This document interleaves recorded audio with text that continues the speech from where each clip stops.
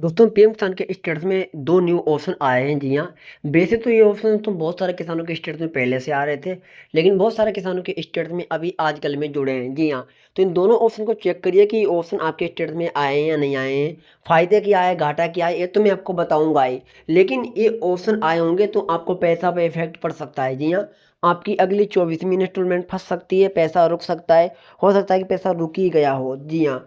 तो इसलिए इस वीडियो को आप कंप्लीट देखते रहना, वीडियो बहुत काम की होने वाली है।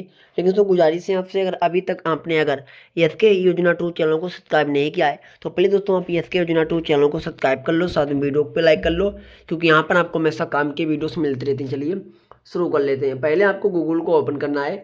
यहाँ पे आपको लिखना पड़ेगा पीएम किसान, और उसके बाद जो यहाँ पे फर्स्ट ऑप्शन आ रहा है पीएम किसान सम्मान निधि का, यहीं पे क्लिक करना है। अब जैसे आप यहाँ पे क्लिक करोगे तो आपके सामने पीएम किसान सम्मान निधि की जो ऑफिशियल वेबसाइट है वो इस तरीके से खुल के आ जाएगी। अब नीचे के लिए आपको स्क्रॉल करना पड़ेगा। अब यहाँ पर आपको आना पड़ेगा फार्मर कॉर्नर वाले सेक्शन में, यहाँ पर।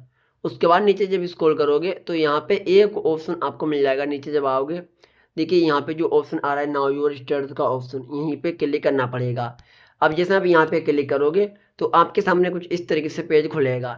यहाँ पर आपको अपना रजिस्ट्रेशन नंबर देना पड़ेगा पीएम किसान वाला, और उसके बाद जो कैप्चा आ रहा है इस कैप्चे को यहाँ पे देना है। उसके बाद गेट ओटीपी पे क्लिक करना है। उसके बाद जो भी आपका मोबाइल नंबर लिंक है उस पर एक ओटीपी सेंड की जाएगी, और ओटीपी देने के बाद फिर स्टेटस खुलेगा। तो पहले मैं यहाँ पे रजिस्ट्रेशन नंबर निकाल कर डालकर पहले प्रॉपर स्टेटस को ओपन करता हूँ।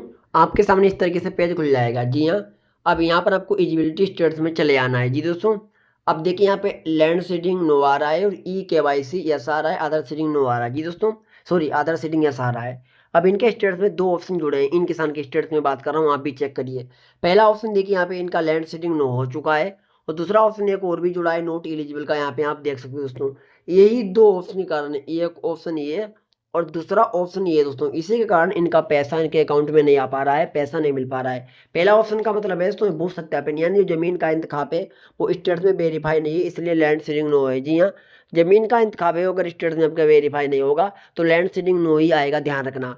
और उसके बाद नीचे जब स्क्रॉल करोगे अगर यहाँ पे नोट एलिजिबल आ रहा है तो इसका मतलब है कि आप अपात्र किसान हो। ये वाला जो ऑप्शन जुड़ा है वो इसी के होते हुए जुड़ा है। जी हाँ, ये वाली समस्या आई है तभी यहाँ पर नोट एलिजिबल का ऑप्शन जुड़ा है। जी हाँ, क्योंकि इसका मतलब है कि यहाँ पे जमीन का इंतखाब स्टेट्स में वेरीफाई नहीं है, इसलिए गवर्नमेंट ने कह दिया कि आप अपात्र किसान हो।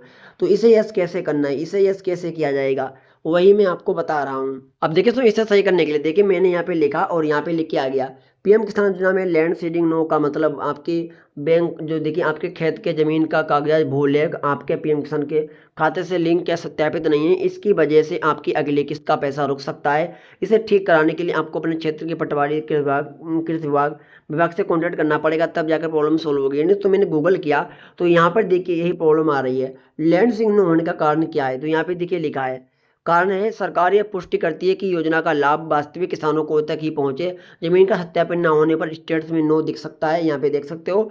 और नीचे यहाँ पे ऑप्शन आ रहा है ऑनलाइन ऑफलाइन, यानी अपने कृषि अंचल अधिकारी को लेखपाल या पटवारी के पास जाएं। यानी अगर लैंड सीडिंग नो आ रहा है तो इस समस्या को सही करने के लिए आपको लेखपाल से कांटेक्ट करना पड़ेगा या पटवारी से संपर्क करना पड़ेगा, और वहीं से दोस्तों आपकी समस्या सोल्व होगी। यानी देखिए सुधार के लिए जो है अधिकारी पोर्टल पर आपके भू विवरण यानी सत्यापित कर देंगे, फिर यह अपडेट हो जाएगा। यानी इस समस्या को सही करने के लिए ऑनलाइन तरीका है, यानी ऑफलाइन तरीका है। यानी ऑनलाइन का तरीका होता तो मैं आपको बताता, आपको ऑफलाइन ही विजिट करके यानी ऑफलाइन आपको विभाग जाना पड़ेगा, या आपको पटवारी से संपर्क करना है, या फिर आपको लेखपाल से संपर्क करना है। वहाँ पर जाने से पहले जमीन का इंतखाब और आधार कार्ड को ले जाना पड़ेगा, और वहीं से आपकी समस्या जो लैंड सीडिंग नो है वो सही हो जाएगी, और जो नोट एलिजिबल है वहाँ से वो भी सही हो जाएगा।